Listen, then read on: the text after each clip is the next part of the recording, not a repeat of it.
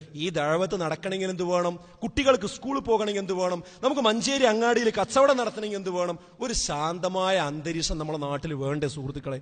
ഒരു സമാധാന അന്തരീക്ഷം വേണ്ടേ? സമാധാന അന്തരീക്ഷം ഉള്ളിടത്തെ ദഅവത്ത് നടക്കുള്ളൂ. അതുപോലെ തന്നെ നമ്മുടെ കാര്യങ്ങളും സ്വാഭാവിക ജീവിതവും കാര്യങ്ങളൊക്കെ നടക്കുള്ളൂ. പക്ഷേ ഈ ഒരു സമാധാന അന്തരീക്ഷത്തെ തുരങ്കം വെക്കുവാൻ നമ്മുടെ നാട്ടിൽ വലിയ ശ്രമങ്ങൾ നടക്കുന്നുണ്ട് എന്നതൊരു വസ്തുതയാണ്.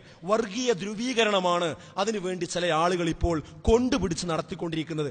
ആ വർഗീയ ധ്രുവീകരണത്തിന് മുസ്ലിമീങ്ങളെ പ്രകോപിപ്പിക്കുകയാണ് പലരും ചെയ്യുന്നത്. ഒരിക്കലും അതിന് നമ്മൾ തലവെച്ചു കൊടുക്കരുത്. തമ്മിലടിപ്പിച്ച് ഭൂരിപക്ഷ വിഭാഗത്തെ ഏകീകരിക്കാമെന്നാണ് വർഗീയവാദികൾ വിശ്വസിക്കുന്നത്. ഇന്ത്യ രാജ്യത്ത് മഹാഭൂരിപക്ഷം ഇവിടെയുള്ള അമുസ്ലിമീങ്ങളാണ്. അവരെ വർഗീയവൽക്കരിക്കുവാൻ വേണ്ടിയാണ് ഇപ്പോൾ ശ്രമങ്ങൾ നടന്നുകൊണ്ടിരിക്കുന്നത്. അതിനുപയോഗിക്കുന്ന വിഷയങ്ങളും ശൈലിയും ശരിക്കും മുസ്ലിമീങ്ങൾ മനസ്സിലാക്കണം. ആ കുതന്ത്രം നമ്മൾ മനസ്സിലാക്കണം. ഇല്ലെങ്കിൽ വലിയ വിലകൾ നമ്മൾ ഭാവിയിൽ കൊടുക്കേണ്ടി വരും. എന്താ അവർ ചെയ്തതെന്നറിയോ? അവരുദ്ദേശിക്കുന്ന രീതി എന്താണെന്നോ? ഇന്ത്യയിലെ എല്ലാ ജനവിഭാഗങ്ങളെയും ബാധിക്കുന്നതും ഭരണഘടനയെ തന്നെ തകർക്കുന്നതുമായ വിഷയങ്ങളെ കേവല മുസ്ലിം പ്രശ്നങ്ങളാക്കി അവതരിപ്പിക്കുകയും എന്നിട്ട് മുസ്ലിമീങ്ങളെ അതുമൂലം പ്രകോപിതരാക്കുകയും ചെയ്യുന്നതിലൂടെ ഭൂരിപക്ഷ സമുദായത്തിന്റെ വർഗീയ ധ്രുവീകരണമാണ് ഇവർ ലക്ഷ്യം വെച്ചുകൊണ്ടിരിക്കുന്നത്. ഈ ലക്ഷ്യത്തിൽ ഒരിക്കലും നമ്മൾ തലവെച്ചു കൊടുക്കരുത്. നിങ്ങൾ നോക്കൂ, ഇന്ത്യ രാജ്യത്തെ ബാധിക്കുന്ന പ്രശ്നങ്ങൾ പലതും മുസ്ലിം പ്രശ്നമായിട്ട് അവതരിപ്പിക്കുകയാണ്. ഏക സിവിൽ കോഡ് അത് ഇന്ത്യ രാജ്യത്തിനും ഭരണഘടനയ്ക്കും എതിരുള്ള പ്രശ്നമാണ്. പക്ഷെ അത് കേവല മുസ്ലിം പ്രശ്നമായിട്ടാണ് അവതരിപ്പിക്കുന്നത്. മുസ്ലിമേക്കും പ്രശ്നമുണ്ട്, പക്ഷെ മുസ്ലിമീങ്ങളെ മാത്രം പ്രശ്നമല്ലല്ലോ അത്. ഇപ്പോൾ കത്തി നിൽക്കുന്ന ബീഫ് വിവാദം, ആ ബീഫ് വിവാദം എന്നത് എങ്ങനെ മുസ്ലിമീങ്ങളുടെ മാത്രം വിഷയമായി മാറുന്നത്? ആ ബീഫ് കഴിക്കുന്നത് എല്ലാ സമുദായത്തിൽപ്പെട്ട ആളുകളുമാണ്. അതുപോലെ തന്നെ അതിന്റെ വിപണനം നടത്തുന്നതിൽ മുസ്ലിമീങ്ങളല്ല മുന്നിൽ. മുസ്ലിമീങ്ങളല്ല ബീഫ് വിപണനത്തിന്റെ മുമ്പിൽ. മുസ്ലിമീങ്ങളല്ല. ഇന്ത്യ രാജ്യത്ത് നിന്ന് കയറ്റുമതി ചെയ്യുന്ന വൻകിട കമ്പനികളുടെ പിന്നിൽ പരിശോധിച്ചാൽ അത് മുസ്ലിമീങ്ങളല്ല. അത് അവരെ ബാധിക്കുന്ന വിഷയമാണ്. മനുഷ്യന്മാരുടെ മുഴുവൻ മനുഷ്യരുടെയും ആഹാരത്തിനെ ബാധിക്കുന്ന വിഷയമാണ്. കാലികളെ ബാധിക്കുന്ന വിഷയമാണ്. ഈ കാലികൾ ശരിയായ രീതിയിൽ ഈ രൂപത്തിൽ ചെയ്തിട്ടില്ല എങ്കിൽ അവ ഇവിടെ വല്ലാത്ത പ്രയാസമായിരിക്കും അവരുടെ ജീവിതത്തിന്റെ അന്ത്യമെന്ന് നമുക്കറിയാം. അത് നാൽക്കാലികളോട് ചെയ്യുന്ന ക്രൂരത കൂടിയാണ് എന്ന് നമുക്കറിയാം. നമ്മുടെ രാജ്യത്തിന്റെ വരുമാനവുമായി ബന്ധപ്പെട്ട വിഷയങ്ങളാണ്. പക്ഷേ മീഡിയ അവതരിപ്പിക്കുന്നത് എങ്ങനെ? മുസ്ലിമീങ്ങൾ സ്വീകരിച്ചത് എങ്ങനെ? അത് മാപ്പിളാരുടെ പ്രശ്നമായിട്ടാണ്, ഞങ്ങളെ പോത്തിറച്ചിന്റെ പ്രശ്നമായിട്ടാണ്, വെള്ളിയാഴ്ച ഞങ്ങൾക്ക് ഇറച്ചില്ലാതെ പറ്റൂല എന്നാണ്. അതുപോലെയാണ് നമ്മൾ പ്രതികരിച്ചു കൊടുക്കുന്നത്.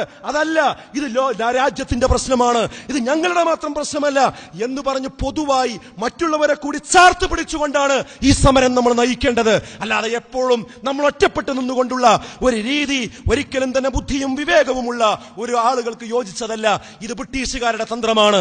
മുസ്ലിമീങ്ങളെയും ഹിന്ദുക്കളെയും രണ്ട് കോർട്ടിലാക്കി തമ്മിൽ ഭിന്നിപ്പിച്ച് ഭരിക്കുക എന്നത് ബ്രിട്ടീഷുകാർ ചെയ്ത തന്ത്രമാണ്, കുതന്ത്രമാണ്. ആ കുതന്ത്രം ഇവിടെ ഒരിക്കലും ഉണ്ടാകാൻ പാടില്ല. നമുക്കറിയാം, ബ്രിട്ടീഷുകാർ അത് സ്വീകരിച്ചപ്പോ നമ്മുടെ രാജ്യസ്നേഹികളായ സമര നേതാക്കന്മാർ അതിന് തലവെച്ചു കൊടുത്തില്ല. അവർ ഒന്നിച്ചു പോരാടി സ്വാതന്ത്ര്യത്തിന് വേണ്ടി. ജാലിയൻവാലാ ബാഗ് ദുരന്തം കഴിഞ്ഞു. ഇന്നും അവിടെ പോയി നോക്കിയാൽ ഒരു ശിലാഫലകം അവിടെ കാണും. അതിന്റെ പേര് വായിച്ചു നോക്കൂ നിങ്ങൾ. ഒരു മുസ്ലിമിന്റെ പേര് കഴിഞ്ഞാൽ ഒരു അമുസ്ലിമിന്റെ പേര് കാണും, പിന്നീട് മുസ്ലിമിന്റെ പേര് കാണും. ഹിന്ദുവും മുസ്ലിമും അവിടെ പെടഞ്ഞു വീണിട്ടുണ്ട് രാജ്യത്തിന് വേണ്ടി. അഥവാ ഒന്നിച്ചു നിന്നാണ് അവർ രാജ്യത്തിന് വേണ്ടി പോരാടിയത്. ആ ഒരു ചരിത്രം ഇനി നമ്മുടെ ഇന്ത്യയിൽ ആവർത്തിക്കേണ്ടതുണ്ട്. ഇവിടെ ഒന്നിച്ചു നിൽക്കണം. സമാധാനവാദികളായ അറിയപ്പെടുന്ന എല്ലാവരും, എല്ലാ വിഭാഗത്തിൽപ്പെട്ട ആളുകളും ഈ വർഗീയതക്കെതിരെ, ഫാഷിസത്തിനെതിരെ ഒന്നിച്ചു നിന്നുകൊണ്ടുള്ള പോരാട്ടമാണ് യഥാർത്ഥത്തിൽ ഇപ്പോൾ നമുക്ക് ആവശ്യമായിട്ടുള്ളതെന്ന് മനസ്സിലാക്കണം.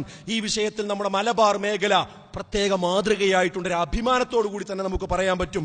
നമുക്കറിയാം, കഴിഞ്ഞ ലോക്സഭാ തെരഞ്ഞെടുപ്പിന് മുന്നോടിയായി മലപ്പുറം ജില്ലയെ, വിശിഷ്യ മലപ്പുറം ജില്ലയെ, പ്രത്യേകിച്ച് മലബാറിനെ കുത്തിയിളക്കുന്നതിന് വേണ്ടി, പ്രകോപിപ്പിക്കുന്നതിന് വേണ്ടി, എന്നിട്ട് ചേരിതിരിച്ച് വർഗീയ ധ്രുവീകരണം ഉണ്ടാക്കുന്നതിന് വേണ്ടി ഒട്ടനവധി ശ്രമങ്ങൾ നടന്നത് നമുക്കെല്ലാവർക്കും അറിയാവുന്നതാണ്. മലപ്പുറം കലക്ട്രേറ്റ് സ്ഫോടനം അതിന്റെ മാർഗത്തിലുള്ളതായിരുന്നു. അതിനുശേഷം ഒരു സ്ത്രീയുടെ ക്ലിപ്പ് ഇറങ്ങിയിരുന്നു വാട്സപ്പിലും ഫേസ്ബുക്കിലും ഒക്കെ. എന്തേ മുസ്ലിമീങ്ങളെ നിങ്ങൾ അടങ്ങിയിരിക്കുന്നത്, എന്തുകൊണ്ട് നിങ്ങൾ ഇറങ്ങുന്നില്ല എന്നൊക്കെ ചോദിച്ച് ഒരു ക്ലിപ്പ് വല്ലാതെ പ്രചരിപ്പിക്കപ്പെട്ടിരുന്നു. അതുപോലെ തന്നെ നമ്മുടെ സഹോദരൻ കൊടിഞ്ഞിയിലെ ഫൈസലിന്റെ കൊലപാതകം, ഒരു തെറ്റും ചെയ്യാത്ത ആ സഹോദരന്റെ കൊലപാതകം പ്രകോപനമുണ്ടാക്കുന്നതിന് വേണ്ടിയാണ്. അള്ളാഹു അദ്ദേഹത്തിന് മഗ്ഫിറത്ത് നൽകി അനുഗ്രഹിക്കുമാറാകട്ടെ. കാസർഗോഡ് റിയാസ് മൗലവിയുടെ കൊലപാതകം പ്രകോപനത്തിന് വേണ്ടി ഉണ്ടാക്കിയതാണ്. ഇങ്ങനെ ഒട്ടനവധി പ്രകോപനത്തിന് വേണ്ടിയുള്ള പ്രശ്നങ്ങൾ ഉണ്ടായിട്ടും മുസ്ലിമീങ്ങൾ സംയമനം പാലിച്ചു. അതിനൊരിക്കലും കലാപത്തിന്റെ വഴി സ്വീകരിച്ചില്ല, നിയമത്തിന്റെ മാർഗം മാത്രമാണ് സ്വീകരിച്ചത്. അതുകൊണ്ട് തന്നെയല്ലേ പിന്നീട് നടന്ന ലോക്സഭാ തെരഞ്ഞെടുപ്പിന്റെ റിസൾട്ട് വന്നപ്പോൾ നിങ്ങൾ പരിശോധിച്ചില്ലേ, പുതിയ 1,00,000 വോട്ട് പുതുതായി ഉണ്ടായിട്ടും വർഗീയ ശക്തികൾക്ക് വോട്ട് വർദ്ധിച്ചില്ല എന്നത് ആ സംയമനത്തിന്റെ ഒരു ഗുണഫലമായി നമ്മൾ മനസ്സിലാക്കേണ്ടതുണ്ട്. ഇങ്ങനെയാണ് യഥാർത്ഥത്തിൽ നമ്മൾ പ്രതികരിക്കേണ്ടതെന്ന് മനസ്സിലാക്കണം. ഇത് പറയുമ്പോൾ ചില ആളുകൾ വിചാരിക്കും, ഇവിടെ മുസ്ലിമീങ്ങൾക്ക് ഒരു പ്രശ്നമില്ല എന്നാണോ പറയുന്നത്? ഉണ്ട്, പ്രശ്നങ്ങളുണ്ട്. അനകാരണമായി UAPA ചുമത്തുന്ന പ്രശ്നങ്ങളുണ്ട്. മതം സ്വമേധയാ മാറുന്ന ആളുകൾക്ക് വലിയ സങ്കീർണതകൾ സൃഷ്ടിക്കുന്ന നിയമ സംവിധാനങ്ങൾ ഇവിടെയുണ്ട്. അതുപോലെ മതപ്രബോധകന്മാരെ വേട്ടയാടി അവരെ പ്രയാസപ്പെടുത്തുന്ന ഒരു ദുരവസ്ഥ ഇന്ന് നമ്മുടെ നാട്ടിലുണ്ട്. ഇങ്ങനെ ഒട്ടനവധി മുസ്ലിമീങ്ങളെ വേട്ടയാടുന്ന വിഷയങ്ങൾ ഉണ്ട് എന്നതൊരു വസ്തുത തന്നെയാണ്. എന്താണ് അതിന് പരിഹാരം? അതിന് 3 പരിഹാരങ്ങളാണുള്ളത്. അതിലൊന്നാമത്തെ പരിഹാരം ഇവിടെയുള്ള നിയമ സംവിധാനത്തെ നമ്മൾ വിശ്വസിക്കുക എന്നത് തന്നെയാണ്. അതിനെ അവിശ്വസിക്കാനായിട്ടില്ല, അതിനെ വിശ്വസിക്കുക, നിയമത്തിന്റെ മാർഗത്തിലൂടെ അതിനുള്ള പരിഹാര മാർഗങ്ങൾ ചെയ്യുക. ഈ സമയത്ത് തന്നെയാണല്ലോ മൂടിക്കളഞ്ഞ ബാബരി മസ്ജിദുമായി ബന്ധപ്പെട്ടുകൊണ്ടുള്ള പ്രതികൾക്ക് നേരെയുള്ള കോടതിയുടെ വിരൽ ചൂണ്ടൽ ഈ ഗവൺമെന്റിന്റെ കാലത്തുണ്ടായത് നമ്മൾ പ്രത്യേകം ശ്രദ്ധിക്കേണ്ടതുണ്ട്. വാണിയമ്പലത്ത് ഒരു ക്ഷേത്രത്തിൽ നമുക്കറിയാം, അവിടെ മോഷണം നടന്നു. അവിടെയുള്ള സ്തൂപങ്ങൾ മോഷണം പോയി. ആ മോഷണം പോയ പ്രതിയെ പിടിച്ചപ്പോൾ വർഗീയ കലാപം ഉണ്ടാക്കുന്നതിന് വേണ്ടി ഒരു തീവ്രവാദി, ഒരു ഹൈന്ദവ തീവ്രവാദി തന്നെയാണ് ഇത് ചെയ്തിട്ടുള്ളത്. അത് പുറത്തു കൊണ്ടുവന്നത് നമ്മുടെ നിയമമാണ്, നമ്മുടെ പോലീസുകാരാണെന്ന് മനസ്സിലാക്കണം. അതുപോലെ തന്നെ കൊടുങ്ങല്ലൂർ സലഫി പള്ളിയിൽ കഴിഞ്ഞ ഈ മാസത്തിൽ തന്നെ ജയ് ശ്രീറാം എന്ന് എഴുതി വെച്ചു.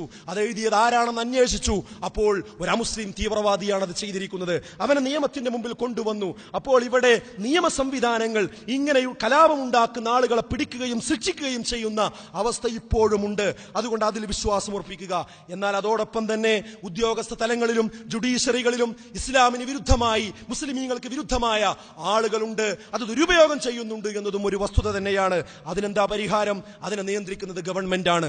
ആ ഗവൺമെന്റിനെ മാറ്റണമെങ്കിൽ എന്താ നിയമം? അതിന് തീവ്രവാദമല്ല, അതിന് ഭീകരവാദമല്ല, അതിന് വേണ്ടത് ഇവിടെ ബാലറ്റാണ്. ഇന്ത്യ രാജ്യത്ത് ബാലറ്റാണ് അതിന് ഉപയോഗിക്കേണ്ടത്. ആ ബാലറ്റ് വിവേകപൂർവ്വം ഉപയോഗിക്കുക എന്നതാണ് നമ്മൾ ചെയ്യേണ്ടത്. അതിന് മുസ്ലിമീങ്ങൾ അല്ലെങ്കിൽ ന്യൂനപക്ഷ വിഭാഗം മാത്രം വിചാരിച്ചത് കൊണ്ടായില്ല.